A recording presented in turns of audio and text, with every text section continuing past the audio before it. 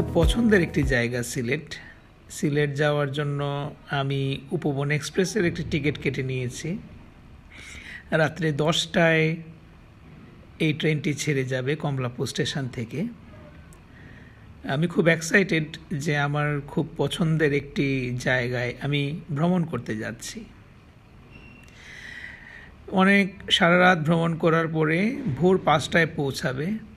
তো কিছুক্ষণ আগেই আমার ঘুম ভেঙে গেল সকালবেলায়। বাইরের দৃশ্যগুলো আমি ধারণ করতে থাকলাম আমার ফোনে,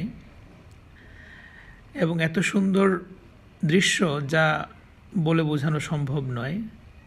আঁকাবাঁকা নদী, প্রাকৃতিক দৃশ্য, গাছপালা যে কাউকেই মুগ্ধ করবে। তো সকালবেলায় আমরা সিলেটে প্রবেশ করতে যাচ্ছি। সিলেটে পৌঁছানোর ঠিক আগের স্টেশনগুলো আরও বেশি সুন্দর আমার কাছে মনে হয়েছে। প্রাকৃতিক দৃশ্য যে কাউকে বিমোহিত করে। সিলেট জেলা বাংলাদেশের উত্তর পূর্বাঞ্চলের একটি অঞ্চল, এবং এই অঞ্চল সাধারণত চা বাগান, প্রাকৃতিক দৃশ্য, উঁচু নিচু টিলা, পাহাড়, নদী, বিভিন্ন নৈসর্গিক প্রাকৃতিক সৌন্দর্যে এই সিলেট অঞ্চলটি। আমি একটু তৈরি হয়ে নিচ্ছি সিলেট স্টেশনে নেমে। স্টেশনটিও আমার কাছে খুব সুন্দর লেগেছে। আমার হাতে ছোট্ট একটি ব্যাগ। আমি ট্রাভেল করার সময় খুব বেশি কিছু সাথে ক্যারি করি না। তো এখন আমরা সিলেটে ঢুকতে যাচ্ছি, সিলেট স্টেশনে। চলুন দেখি সিলেট স্টেশনটি কেমন সুন্দর। খুব সুন্দর, গোছানো, পরিষ্কার পরিচ্ছন্ন। মানুষের ভিড়ও তেমন নেই, যদিও খুব সকালবেলা ছিল।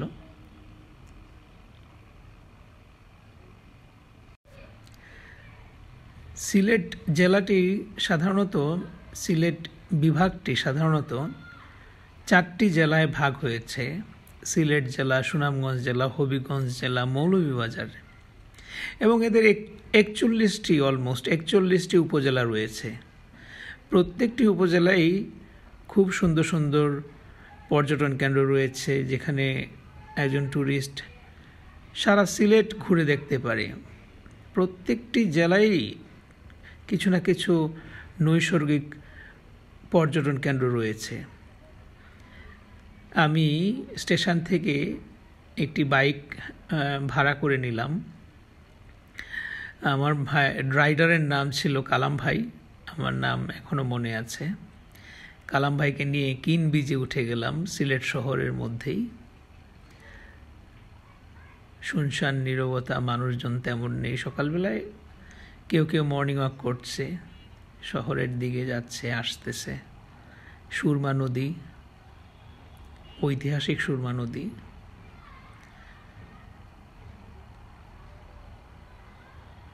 সিলেট শহরের সৌন্দর্য আরও বাড়িয়ে দিয়েছে। আমি এর আগেও বেশ কয়েকবার এসেছি সিলেট জেলাটি ঘুরতে। সুন্দর এই শহর, সবাই এনজয় করুন আমার সাথে।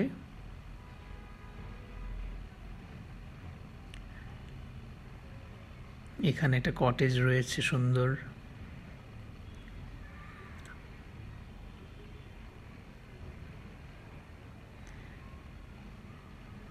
কিনবিজ অতিক্রম করছি,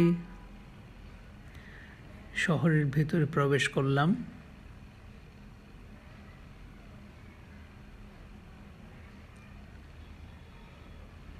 সুন্দর পার্ক, সুন্দর রাস্তা, পরিষ্কার পরিচ্ছন্ন।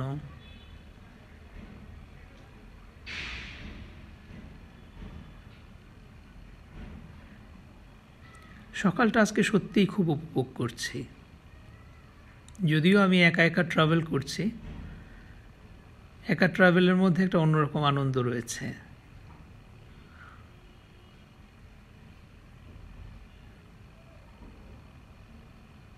শহরের ভেতরেও আমার কাছে বেশ গোছানো মনে হলো। সিলেট জেলার শ্রীমঙ্গলকে দুটি পাতা একটি কুড়ির দেশও বলা হয়। সিলেটকেও এই নামেই অনেকেই চিনে থাকে। উঁচু নিচু পাহাড়ের বুকে সারি সারি চা বাগান, সবুজের নিঃস্বর্গ ভরা এসব চা বাগানের নয়নাভিরাম প্রাকৃতিক সৌন্দর্য প্রতিনিয়তই পর্যটকদের আকৃষ্ট করে। আর মূলত এখানে 425.15 বর্গ কিলোমিটার আয়তনের এই জনপদের সঙ্গে সারা দেশেই রেল এবং সড়কপথে যোগাযোগ বেশ উন্নত। এখানে যে কয়টি চা বাগান রয়েছে তার মধ্যে লাকাতুরা অন্যতম, মালিনাছড়া চা বাগান। এছাড়াও এখানের যে চা বাগানে যারা কাজ করে তারাও খুব পরিশ্রমী। এখানে চা বাগানগুলোতে প্রবেশের ক্ষেত্রে কিছু নিয়ম নির্দেশনা পালন করতে হয়। সিলেটে শুধুমাত্র যে চা বাগান রয়েছে তা কিন্তু নয়। সিলেটে লালাখাল, বিছানাকান্দি, রাতারগুল সোয়াম্প ফরেস্ট, বিভিন্ন ধরনের নৈসর্গিক সৌন্দর্য রয়েছে। আমরা চলতে চলতে চা বাগানগুলোকে দেখব এবং প্রকৃতির যে অপার নয়নাভিরাম সৌন্দর্য উপভোগ করব। ভিউয়ার্স, এর মাঝে একটু বলে নিই, ভ্রমণ করার সময় অপরিচিতদের দেওয়া কিছু খাবেন না রাস্তায়, এবং ভ্রমণ করার সময় যে কোনো খাবার, যে কোনো কিছু খেতে হলে খুব সাবধানতা অবলম্বন করে নেবেন যদি আপনি একা ট্রাভেল করেন। গ্রুপ ট্রাভেলের ক্ষেত্রেও সতর্কতা অবলম্বন করা উচিত। রাস্তাগুলো খুবই সুন্দর, খুব একটা ট্রাফিক নেই, চলতেও খুব ভালো লাগছে। টিলায় সারি সারি সবুজ ঘন চা বাগান দেখলেও মনে হবে যেন সবুজ চাদর বিছিয়ে রেখেছে কেউ। বাগানের চাগুলোকেও রোদের উত্তাপ থেকে বাঁচতে চা বাগানের ঠাই দাঁড়িয়ে আছে বিভিন্ন প্রজাতির গাছগাছালি। এই গাছগুলোকে ছায়াবৃক্ষ নামে পরিচিত, ছায়াবৃক্ষ বলে অনেকে স্থানীয়রা। এছাড়াও নানান প্রজাতির পাখির কলরব, বাগানের ভেতর দিয়ে বয়ে চলা পাহাড়ি ঝর্ণার ছলছল শব্দ। আবার অনেক বাগানে রয়েছে দৃষ্টিনন্দন লেক। পাহাড়ের চূড়া থেকে লেকের নীল জলরাশি দেখতে গেলে চোখ ফেরানো দেয়। এমনিতেই দিন দিন বাংলাদেশের মানুষ বৃদ্ধি পাচ্ছে, যা বলা বাহুল্য। মানুষের চলাফেরাও কমে যাচ্ছে, মানুষ আগের মতো ভ্রমণ করছে না, কিন্তু ভ্রমণ করলে মানুষের মন সত্যিই খুব ভালো থাকে। এবং প্রকৃতি যে হারে ধ্বংস হচ্ছে সে হারে আমাদের কিন্তু ক্ষতিই হচ্ছে। প্রকৃতিকে বাঁচাতে হবে, প্রকৃতি বাঁচলেই আমরা বাঁচব। ব্যস্ত জীবনের ফাঁকে সবারই উচিত বেরিয়ে পড়া, ছুটি পেলেই বেরিয়ে আমাদের নিজের দেশ আগে ভ্রমণ করা।